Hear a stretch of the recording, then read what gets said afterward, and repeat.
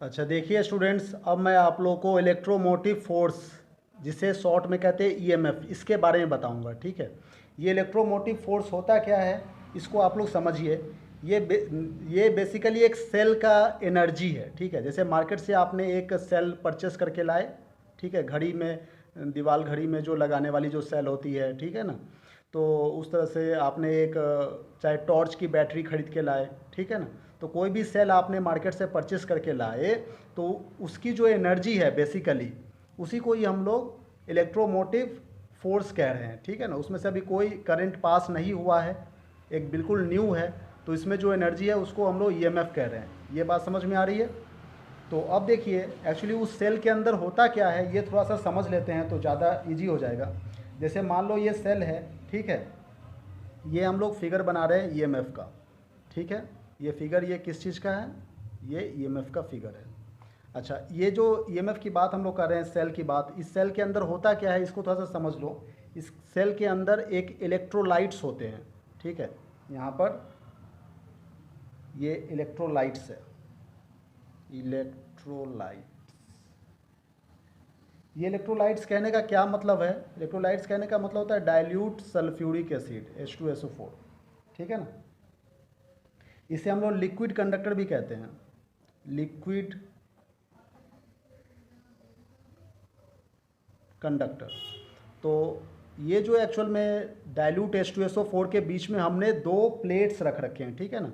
ये क्या है, ये कॉपर है, और ये जिंक है। ये बात समझ में आ रही है।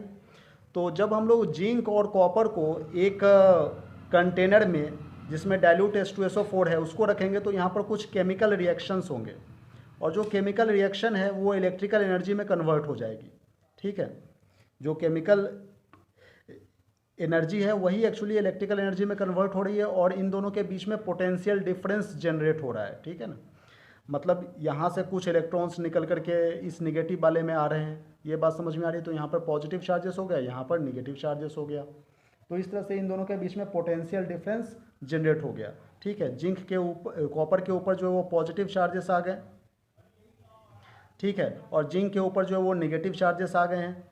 तो इस तरह से इन दोनों के बीच में पोटेंशियल डिफरेंस हमने जनरेट कर दिया। अब इस सेल में आप यदि एक्सटर्नल रेजिस्टेंस के साथ में कनेक्ट कर देंगे, तो करंट जो है वो फ्लो होना स्टार्ट हो जाएगा। ये बात समझ में आ रही है। तो अब देखिए एक्चुअल में इलेक्ट्रोमोटिव फोर्स की डेफिनेशन की बात करें तो वो क्या होता है, इसको समझ लो। ठीक है। तो ये जो हमने सेल बनाया है, इसका एक सिंबल हम लोग यहाँ पे बनाएंगे। इसकी सिंबल बहुत ही आसान सी है। ये देखिए हमने यहाँ पर क्या काम किया, एक ये इलेक्ट्रोड जो है वो पॉजिटिव टर्मिनल है, ये नेगेटिव टर्मिनल है, और ये इंटरनल रेजिस्टेंस इसे आर से रिप्रेजेंट कर रहे हैं। ठीक है ना। इसी को ही हम लोग क्या कहते हैं, ईएमएफ कहते हैं। ये बात समझ में आ रही है। ये टोटल क्या है, ये ईएमएफ है। ठीक है। इसे हम लोग, इस ईएमएफ जो है इसको हम लोग ई से रिप्रेजेंट करते हैं। ये कैपिटल ई नहीं है, ये एक्चुअली स्टाइलिश ई इस तरह से है, ताकि आप लोग समझ पाए। कैपिटल ई तो इलेक्ट्रिक फील्ड को रिप्रेजेंट करता है, और ये एप्टा कहते हैं इसे, इसका सिंबल है ई, इसको भी ई कहते हैं। तो टोटल क्या हो गया, ये ईएमएफ हो गया। ये बात समझ में आ रही है। ये इसका सिंबल है। ठीक है। अब इसको आप एक्सटर्नल रेजिस्टेंस के साथ में कनेक्ट कर दीजिए। एक्सटर्नल रेजिस्टेंस मतलब बाहर के रेजिस्टेंस, जिसे आर हम लोग रिप्रेजेंट कर रहे हैं। अब इसमें से करंट पास होगा, आई करंट पास होगा, और यहाँ से पॉजिटिव से निकल करके निगेटिव की तरफ को आ रहा है। ठीक है ना। तो इस तरह से फंक्शन होते हैं ये। अच्छा, दूसरी बात और मैं बता देना चाह रहा हूँ कि इलेक्ट्रोमोटिव फोर्स का डेफिनेशन, तो ये तो मैंने अभी बताया कि ये सेल जो है वो हमने मार्केट से लेकर के आए। तो इसका एक्चुअल डेफिनेशन जो है वो क्या है, इसको थोड़ा सा समझ लीजिए तो ज़्यादा इजी होगा। जैसे यहाँ पर देखिए ये इलेक्ट्रोमोटिव फोर्स की डेफिनेशन है।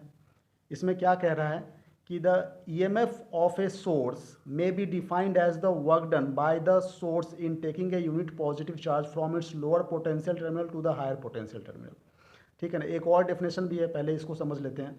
तो ईएमएफ क्या है, एक सोर्स है, बैटरी का सोर्स है, सोर्स एनर्जी का सोर्स है। ठीक है ना। तो इसमें जो हम लोग एक पॉजिटिव चार्ज को लोअर पोटेंशियल से हायर पोटेंशियल में मूव करवा रहे हैं, उसमें जो अब एक पॉजिटिव चार्ज है उस पर फोर्स लगा रहे हैं, उसमें डिस्प्लेसमेंट हो रहा है, तो force into displacement that is work done upon charge को ही हम लोग इलेक्ट्रोमोटिव फोर्स कह रहे हैं। देखो यहाँ पर EMF equal to work done upon charge है, ईएमएफ को ई से रिप्रेजेंट कर रहे हैं और वर्क डन को डब्ल्यू से, चार्ज को क्यू से, ठीक है ना।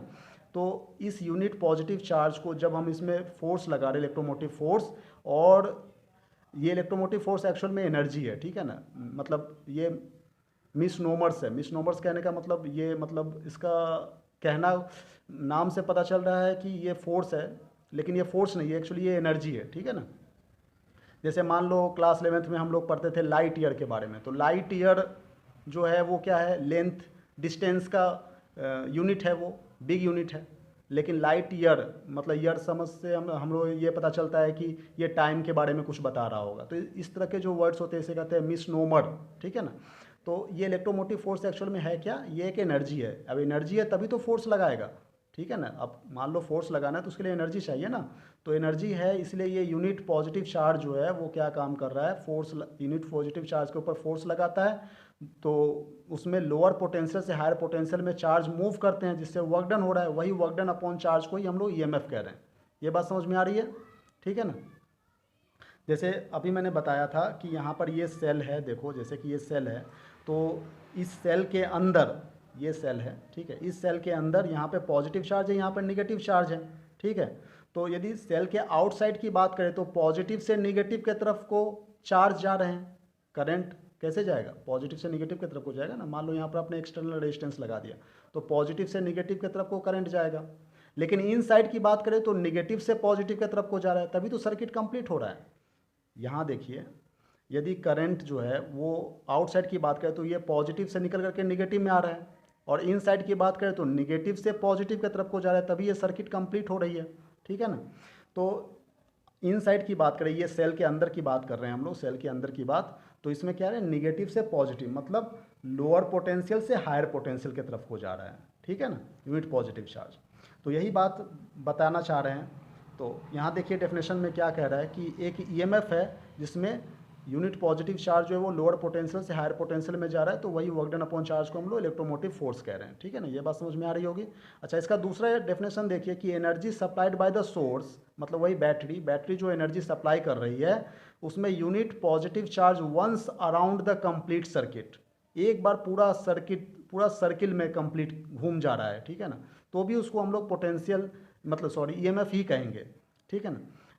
तो ये कहने का मतलब क्या है, जैसे मान लो यहाँ से जो है वो चार्ज इधर से गया, पहले आउटसाइड द सेल की बात करें तो ये पॉजिटिव से निगेटिव की तरफ को आया, और फिर इन साइड की बात करें तो निगेटिव से पॉजिटिव, मतलब पूरा एक कंप्लीट सर्किल, मतलब सेल के अंदर भी चार्ज मूव कर रहा है, ठीक है ना। अब ये आर, ये क्या है, ये इसको कहते हैं इंटरनल रेजिस्टेंस। ये इंटरनल रेजिस्टेंस है क्या, ये इलेक्ट्रोलाइट्स जो है यही तो इंटरनल रेजिस्टेंस है। सेल के अंदर भी तो कोई एनर्जी रेजिस्टेंस होगा, इलेक्ट्रॉन को फ्लो करने में, चार्ज को फ्लो करने में बाधा पहुंचाएगा, जो कि ये डाइल्यूट H2SO4 जिससे इलेक्ट्रोलाइट्स कह रहे हैं, यही तो इसका इंटरनल रेजिस्टेंस है, ठीक है ना, जिसे स्मॉल आर से हम लोग यहाँ पर रिप्रेजेंट कर रहे हैं। तो यही बात कहना चाह रहा है कि यदि पूरा एक कंप्लीट चार्ज जो है वो यदि कंप्लीट सर्किल में मूव कर जाए तो भी हम लोग उसको इलेक्ट्रोमोटिव फोर्स ही कहेंगे, क्योंकि ये कंप्लीट करके वहीं पर आ गया ना, मतलब इसमें से कोई करंट फ्लो तो नहीं हुआ अभी। बात समझ में आ रही है, मतलब फ्लो हो रहा है लेकिन फिर वापस एनर्जी वहीं के वहीं पर आ गया ना, तो भी ईएमएफ ही हम लोग कहेंगे, ठीक है।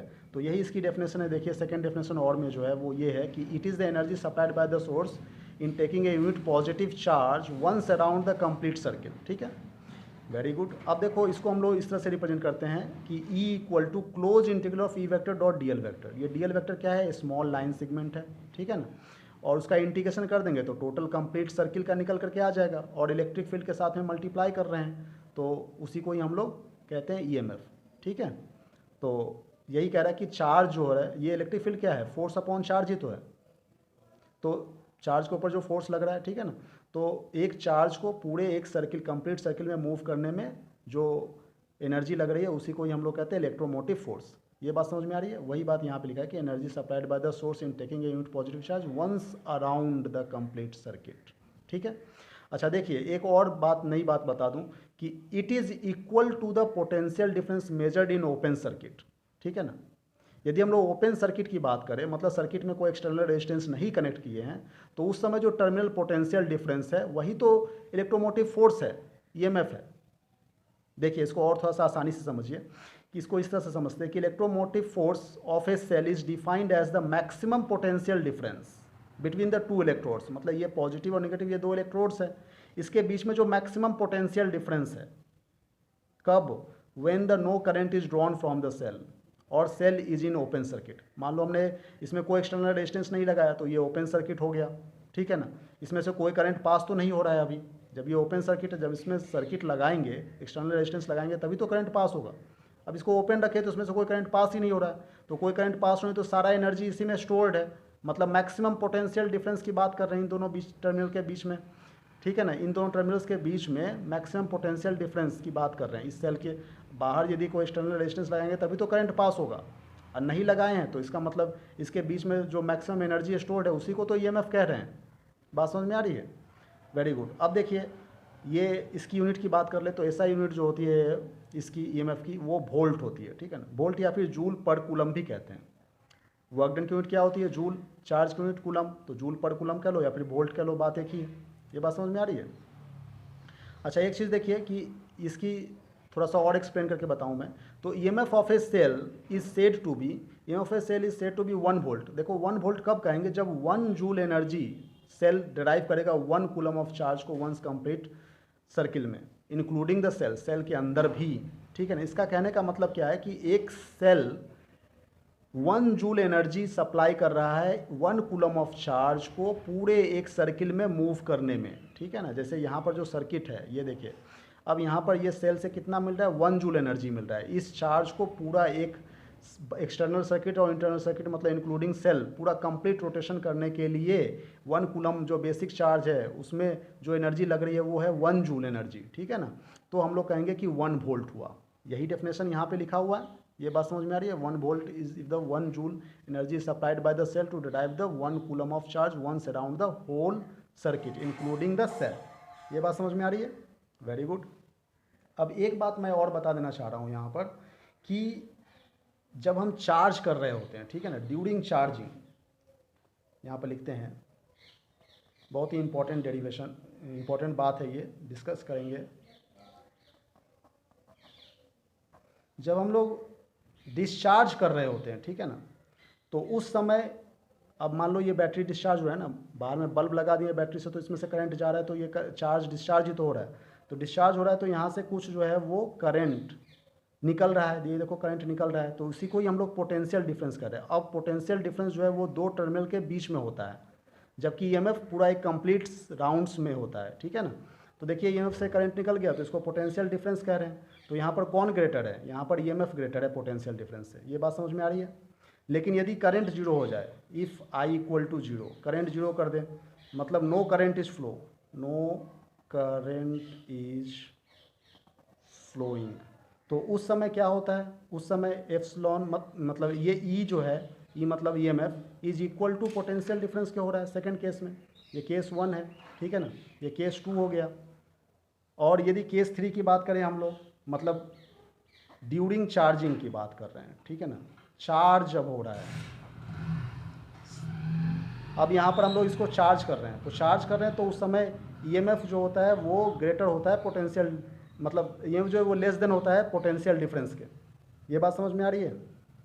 तो ये अलग अलग केसेस हैं जो कि आप लोग समझ सकते हैं इसे। तो ऐसा कुछ नहीं कि ऑलवेज जो है वो पोटेंशियल डिफरेंस लेस देन ही होगा ईएमएफ से। जब चार्ज कर रहे होते तो उसमें तो फिर मान लो इसको हम लोग चार्ज कर रहे हैं ना, इस सेल को चार्ज कर रहे हैं, तो चार्ज कर रहे हैं तो यहाँ पर ईएमएफ जो है वो कम हो जाएगा, पोटेंशियल डिफरेंस ज़्यादा होगा, क्योंकि इसके बीच में जब तक हम लोग इलेक्ट्रोड्स के बीच में जब तक पोटेंशियल डिफरेंस क्रिएट नहीं करेंगे तब तक तो ये चार्ज नहीं हो पाएगा ना। चार्ज जब इसमें हम लोग एक्सटर्नल लगा देंगे तो फिर ये डिस्चार्ज होने लगेगा, मतलब चार्ज जो है वो फ्लो होगा हायर से लोअर की तरफ।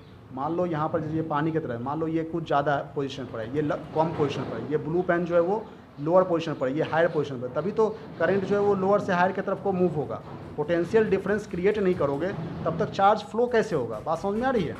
तो यहाँ पर पोटेंशियल चार्ज करने का मतलब पोटेंशियल डिफरेंस क्रिएट करना, दोनों के बीच में पोटेंशियल डिफरेंस। अब जब डिस्चार्ज हो गया मतलब दोनों इक्वल हो गया, अब इक्वल हो गया तो कोई चार्ज फ्लो ही नहीं होगा, बात समझ में आ रही है? तो इस तरह से हम लोग चार्जिंग डिस्चार्जिंग करते हैं। तो अब इन दोनों के बीच का जो डिफरेंस है, पोटेंशियल डिफरेंस और ईएमएफ के बीच का डिफरेंस क्या है, इसको थोड़ा सा समझ लीजिए तो ज़्यादा बेहतर होगा। यहाँ पर देखिए, इन दोनों के बीच का डिफरेंस मैं बता दूँ, पोटेंशियल डिफरेंस और इलेक्ट्रोमोटिव फोर्स के बीच का डिफरेंस क्या कह रहा है कि अच्छा, इसका डिफरेंस मैं नेक्स्ट वीडियो में बताऊँगा। Thank you very much.